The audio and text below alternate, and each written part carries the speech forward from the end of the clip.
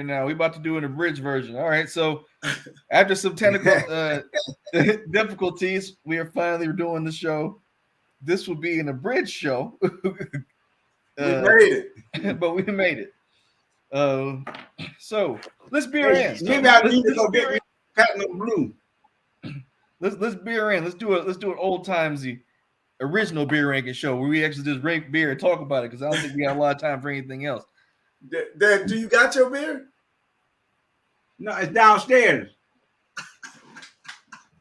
Okay. You want to go down and get it? Huh? Yeah. Yes. Yeah. Yes. Okay. Don't touch it. Okay. All right, Uncle Pooh. I ain't Why gonna don't you go first? All right. All right. Okay. Why don't you go first, Uncle Pooh? And if you have anything you want to share with us today, why don't you drop that too? Hey, the whole show has been run behind the scenes. Y'all missed everything. This was hilarious. We got it though. We got to the bottom. And we got a new way to get him in there now. That was good. So I have a bourbon barrel aged weekend artisan ales. Of course, you know it's a big ABV. This is 12.1. Okay. 12%. No, I'm sorry, 14.2%. 12 ounce. Yeah. Bourbon barrel aged weekend. Artisan makes some good beer. I got that platinum blue. The platinum blue? Yeah, to break out the good stuff.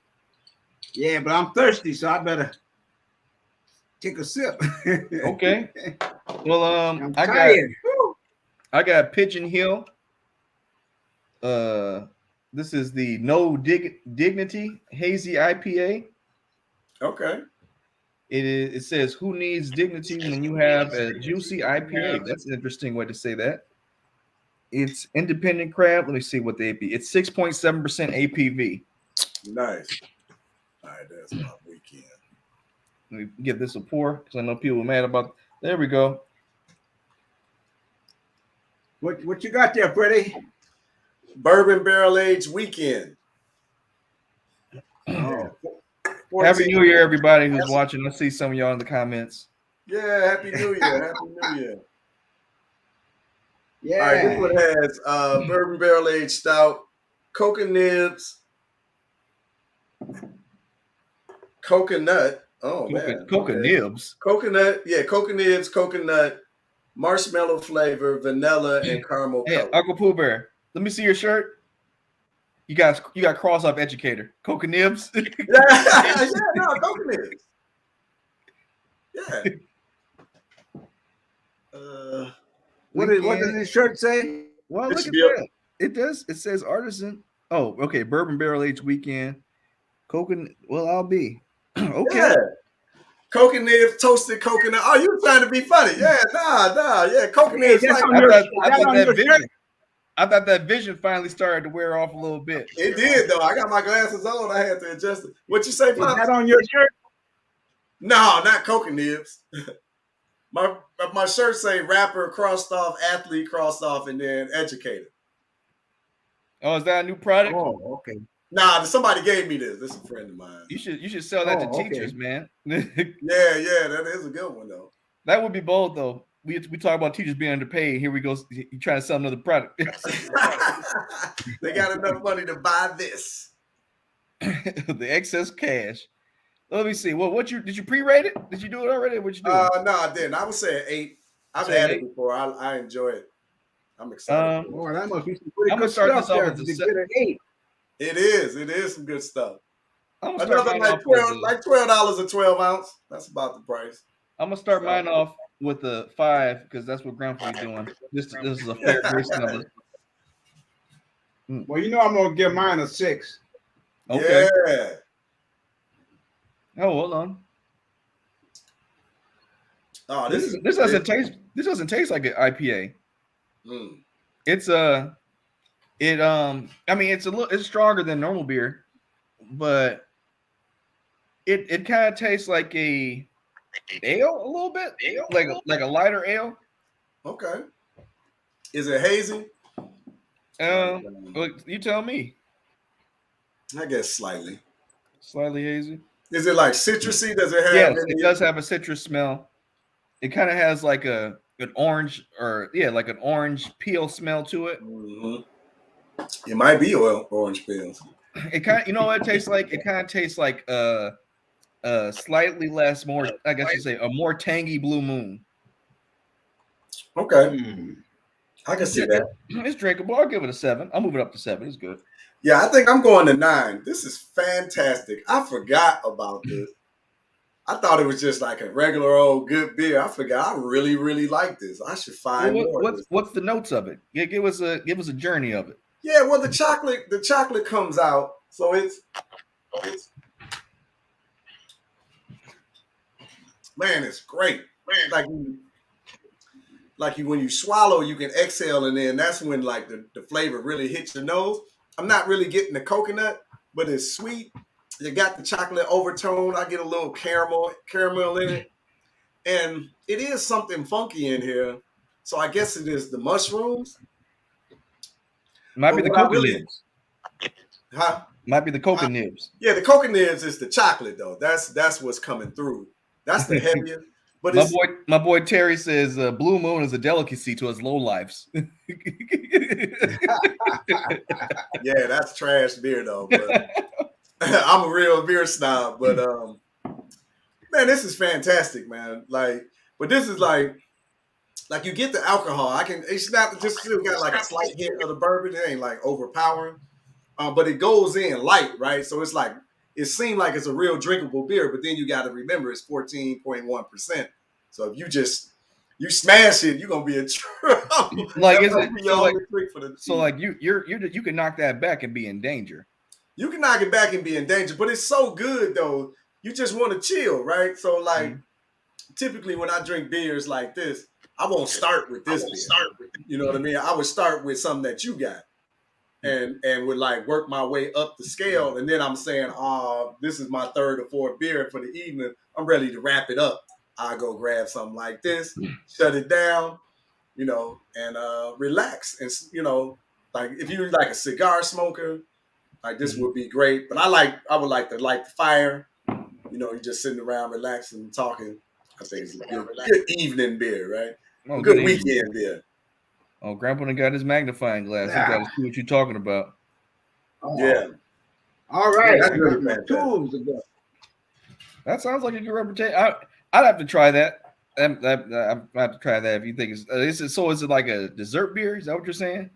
Not full on dessert, but you might drink a second one, in one sitting. But I wouldn't want a third. Third, you would be drunk. You'd be belligerent by then. But typically, you would share these though, right? Like I wouldn't drink the whole 12 ounce. I would split it with Chris or split it with somebody, or maybe 3 of us on it, right? Because we're drinking a lot of different beers. Like when you get into higher end beer, it ain't really about drinking a lot of that beer. It's having the experience. And so when you have a session, you want to bring multiple different types of beers so that you can have the whole experience, right? It's not just about pounding beers, right? You can do that with Bud Light Platinum.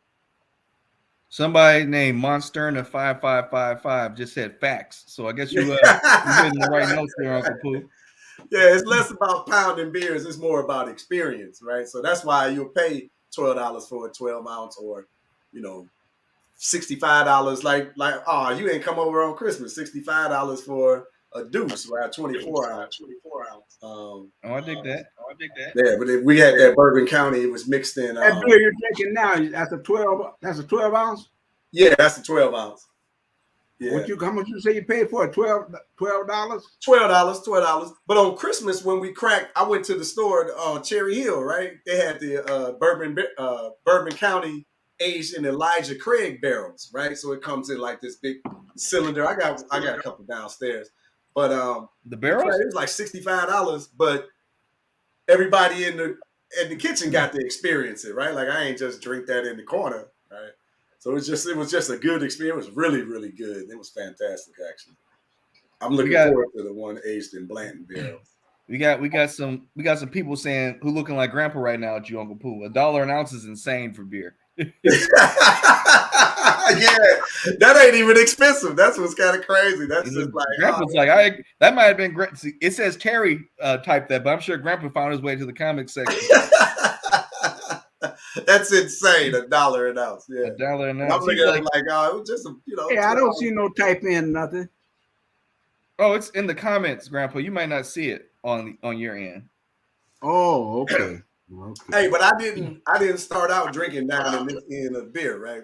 Mm-hmm. I started off with Michelob. I thought that was high class, highfalutin beer. Michelob, not even Michelob Ultra. Nah. I was before the Ultra phase. You see that gray hair? I was before all of that. But yeah, I remember getting to Blue Moon, put my little orange in that boy, thinking we was doing something. Oh, I dig it. Well, you were telling me about something that you were about to release, Uncle Pooh. Why don't you bring that up? Oh no, we were. So we've had this product though, but it's just a series of questions, right, to design to spark conversation amongst people. Mm-hmm. So if you follow me on social media, I'm always coming up with provocative questions.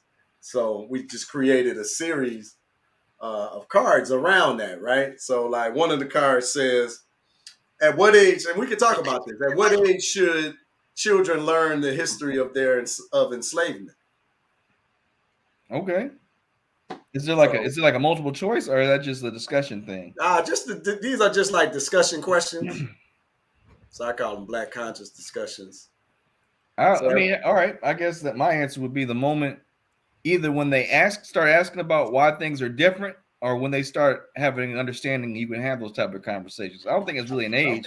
I think it just really depends on the person. Like some kids, they can understand things a little bit earlier than others.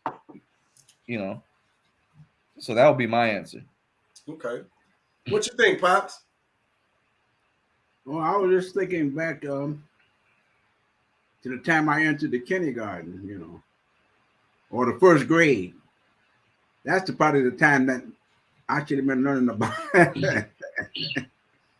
You said when learning about your history? Learning about, when should you teach children about slavery? That's what I'm saying. I said maybe when they first grade. Oh, okay. Give them a good start, because you can be hurt. First and second grade, you can be hurt, unrecoverable. Yeah. I think I like the answer. I saw somebody say, I like this. They should be taught about it after they've been taught about the tens of thousands of years that preceded slavery. Oh, yeah, okay. Now I like that. I like that. I like that too. That's better than my answer. Yeah. No, I mean that was thought. I'm giving you the best of what I've seen other people and heard them say, right? So that was that. Hey, here's another question. What's the best Black movie ever? Oof. The best Black movie ever made. Dang, that's a lot, man. Well, that's a hit. Wait a minute, best Black movie ever made. Yeah. All Black characters.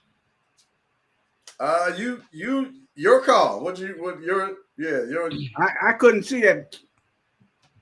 Where's my glass at? Yeah, no. Just what was the best Black movie ever? What did you enjoy the most? So we got two comments. We got two comments. One was, it's tough to educate Gen Z about slavery. Discrimination is a foreign language to my kids. And the second one is, the best Black movie is The 5 Heartbeats. 5 Heartbeats? I don't think I ever heard that. You never seen The 5 Heartbeats? No, of course I've seen The 5 Heartbeats, but the best movie ever? The best Black movie. I mean, what I'm asking, was it all Black cast? No, just like this is a movie probably produced by Black people. I guess it's for Black people. You know who the audience is for. No, you said, I'm asking though. You said, it don't have to be all Black cast. It can be. It doesn't have to be. You would narrow the movie down to like 3 movies if it was all Black cast. Crazy. Well, so what movies you like, Dad? That's good. That was a good question. I mean, if I had more time to think about this, but in my head, there's one movie that keeps busting out and screaming, and that's Black Dynamite. Black Dynamite. What? I don't know, but that was a hilarious movie, and I think Michael J. Wax that was all his money. So I mean, that's a black movie. I'm going with Malcolm X. Like Spike killed that, and just like the impact that it had on the community, it hit like Black Panther, but it wasn't no cartoon, you know. Was what? I would say that's different. That you're talking about different things. Are you talking about the act? You're saying that Malcolm X, when it came out, had the same impact on the world that Black Panther Well, not had? the world, black people anyway. Oh, because I was about to say, like, Black Panther, like, I remember what, I don't even know if this was like a real thing or not, because, you know, anything on the internet could be wild. But after Black Panther came out worldwide, they were interviewing people in foreign countries, and they're asking about what they thought about black people after they saw that movie. And they're just like, I didn't even realize. I remember this one Asian dude was like, I didn't even realize black people could be like that. Like, because I've only seen them, you know, as, you know, gangsters or athletes or whatever. I didn't know that they could be like that, and that like really opened my eyes. I remember him saying that, and it was like they were like in China, and they're like all these other countries around the world just asking people what they thought about black people after the movie. And I was just like, that's different. Like, you know, people talk about, you know, having people up on the screen and showing different types of versions of yourself or of your representation. I have never in my life thought that a comic book movie would cause people to think of black people in a different way. Never in my life. Yeah, I mean, it's pretty incredible what they did, but you know, it's all. I think as much as like as dope as it is, it just speaks to the global agenda to paint us a certain way, and it shows you that this is deliberate and on purpose and global. It's not just an isolated incident. It's not just a movie. It's not just a movie in a particular year. You know, think like the Oscars so white, right? It's not just that one year. It's been a calculated effort for decades, and you know, I think that type of talk, you know, gets you labeled woke and, you know, then dismissed for some reason as if just being aware is like a terrible thing. This is such a ridiculous culture that we're in. But again, this is all deliberate, right? Well, I mean, you made me think about a movie that's not a black movie, but is a good movie that came out as Don't Look Up. What you just described is exactly what they're talking about in that movie. Man, that was good. Yeah, like they hit the nail right on the head with that movie. That was a good movie. That was a good movie. That was a good movie. Grandpa, you gotta see Don't Look Up. Like, you're gonna watch it and be like, this is so absurd, but like we living through that. It's absurdity. It was about the 30s. No, Don't Look Up. The 30s. Was there a meteorite about to destroy the planet back in the 30s? A comet? Mm-hmm. No. So the premise of the movie is this: a comet like the size of, what do they say, Texas or something like that, was coming down to hit the Earth in like 6 months or whatever, and they had enough time where they could have basically shot missiles at it and changed its trajectory so it wouldn't hit Earth. But then CEO who was just like, hey, we believe there's like trillions of dollars worth of resources on this comet that we want to mine. So we're going to controlled destroy it so it can land on the planet. And it's basically about talking about how capitalism will eventually destroy the planet because greed is the motivating factor and not humanity as a whole. Mm. There's also a comedy. It's good. It's a funny movie. It's also funny. Yeah. When you spoke of best black movies, and some movies would be great for being thought-provoking, but some movies were pretty good for just plain entertainment, you know. I don't know whether y'all seen, have you ever seen any of the old movies like Cabin in the Sky? No. What is that? Cabin in the Sky? Stormy Weather? Mm-mm. But they weren't thought-provoking. I saw a movie years ago with Paul Robeson and Henry Will Coxon. Now that was a thought-provoking movie because it almost brings you into the present time, you know. What was it about? It was about troops going overseas during World War I. Okay. The ship was attacked. It was torpedoed. I think it was. I believe it was. Mm-hmm. And the black troops were in the bottom of the ship, and they closed all the hatches. And didn't give them a chance to try to get out. That's And messed Paul up. Robeson at the time, he oversee the thing, so he went on and took command, knocked out a few people, and opened the hatches, and let the black people escape. But the movie is about hold on. Were these them all over the world about something he did back during World War I? Wait, were these prisoners or were these people who were part of like the crew? No, they were troops going to World War I. So wait, was this based on something that really happened? Was this based on something that really happened? Say that again. Was this based on something that really happened? No, it was Doc. No, it wasn't something that happened. It was a story was written. It was about something that could have happened. Oh, okay. Because I was like, that's wild. I mean, it's. It was about World War One, and Paul Robeson. He was a sergeant on a ship. Loaded with black people down in the hold. Mm-hmm. Anyway, it was very thoughtful. That is pretty interesting. Yeah. I'll have to look that movie up. What year did that movie come out? Well, I saw it back in the 40s or the Okay. 30s, so maybe check all his movies, All right. But it would be Henry Will Coxon and Paul Robeson. They were the two leading actors in it. Okay. And Will Coxon is chasing Paul Robeson, want him to pay for letting those troops out of the hole, What was the name of it? I don't know the name of it. All I know is the two leaders. It's been a long time, years ago.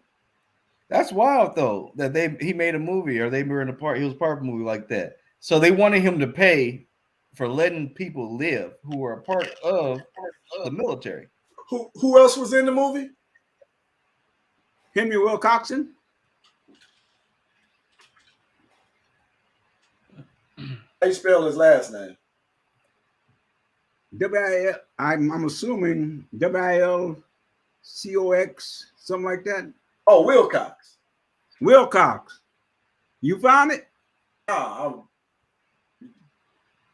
You just said that.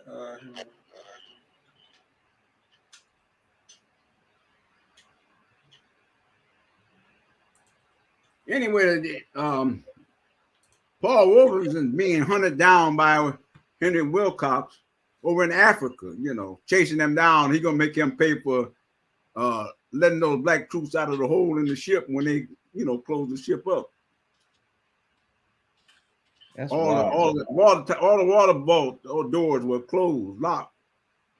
But you had people down there trying to get out. There were black troops. That's crazy.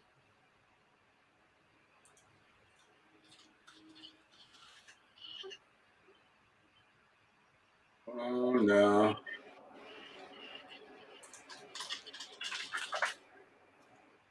I was trying to find it. Sanders of the River? I can't remember the name of it. I just remember the storyline, Oh, that's messed up. That's been what? About 80 years ago. No, that's crazy. That's crazy. Well, all right. That's a deep place. I 100% believe that was probably. I can believe that was based off something that happened. Like that's wild though. Like I don't know. You got me speechless here. I don't know what to say. Yeah, I'm curious now. Yeah, I can see like a list of Paul Robeson movies.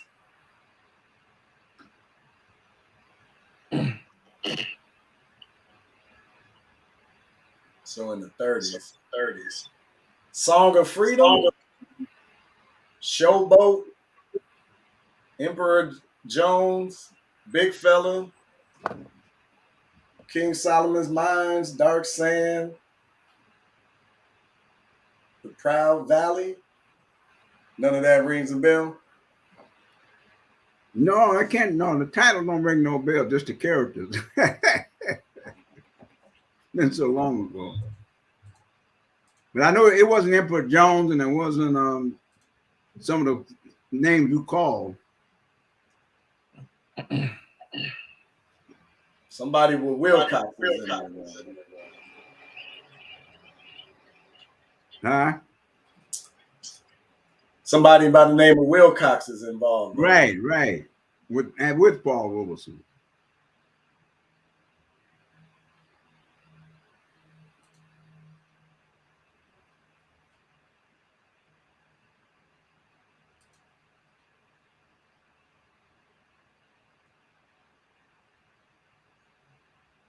Yeah, no, I don't see it.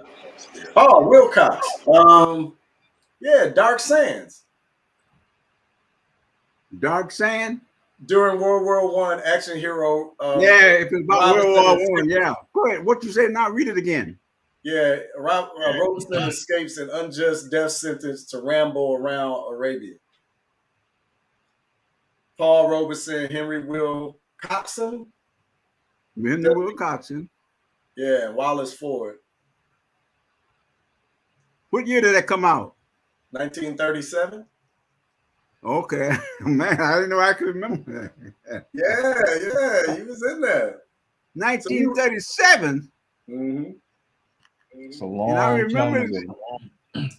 Yeah, I remember it because of the black troops down in the hold of the ship, and the ship got torpedoed, and they closed all the watertight doors and weren't gonna let them out to try to survive. That's when Paul Robeson took over, and let the brothers out of the hole. And most of the story was about Henry Wilcoxon chasing Paul Robeson all over Africa or Middle East or whatever, trying to make him pay for what he done. Yeah.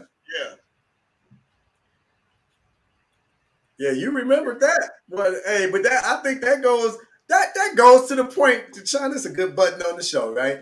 That goes to the point you're making about Black Panther, right? The impact that it had on people around the world. So movies and storytelling got the power to really move positions and stir the soul. Pop swear he can't remember nothing. And then here we go pulling up movies from 1937 and giving us the details, right? Because it reminds him of how he felt like listening to it, watching it, the plot line, seeing it, and the impact that it had, right? Right.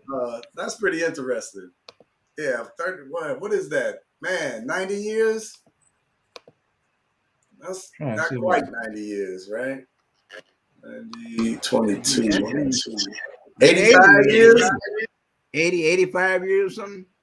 I'm trying to share my screen. I don't even know how to do it. It's all right.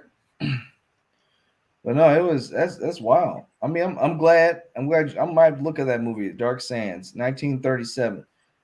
Man, that's crazy. How long is this movie? It's what does it say? An hour and 17 minutes. It's not bad. No, that's short. It's 3 episodes of Seinfeld. If you want to go your time by that. But I'm glad we got another episode in. Try some different beers. We saw Grandpa. We helped Grandpa through another technical opportunity. Hopefully, we'll be good next time. I'm gonna have to start calling Grandpa earlier again to make sure we're good. Yeah. But we will be fine. We start off the year off right with a bang as usual. Uncle Pooh Bear's got his we got some question discussions. That's good. I like that. I like those. I can't remember what they look like. Can you show them again on the screen? Oh yeah. Get your real talk black conscious conversation cards. Yeah. It's another product from Urban Intellectuals. We love the brand. We are the brand. Well, Uncle Pooh Bear is the brand. I'm just an associate of the brand. Right. Oh my goodness. What was the name of that movie again? Black Dark Sands. Sands. Dark Dark Sand. Sands. Dark Sands. SAND. Yeah, Dark Sands. Grandpa about to be looking up that movie for today. I mean, yeah. I mean, can I see the movie again? I'm sure it's somewhere online if you Google it. No, I Google Dark Sand. Eh? Yeah, it looked like you can. I can remember part of it. You know. Yeah, I just remember the pursuit that Henry Wilcoxon was chasing Paul Robeson about after he let those guys out of the hole in the ship. Yeah, I'm sure you can find it. Look like it's on YouTube. That was a preview. It's probably on YouTube. On YouTube? Oh, okay. Everything's on the internet now. Man, everything. Yeah. Well, but I gotta skedaddle back to the old job. But thank you again, Grandpa and Uncle Pooh. I appreciate you guys' time. I know Grandpa's forever busy with his day-to-day. Grandpa David catching my, Never mind, Grandpa. I made a bad joke. But I'm glad we had another new year for this, just to hang out and see each other. Yeah, this was good. I'm gonna try to find it. On YouTube for you, Dad. I'm searching. Oh, okay. I'd love to see it again. Yeah. All right, man. It's a good show. We'll talk to you soon. Good show. Well, I'll see you guys next week, maybe sooner. I might see if I can get you a different beer, Grandpa. Maybe some you'll like. No. Okay. See you guys.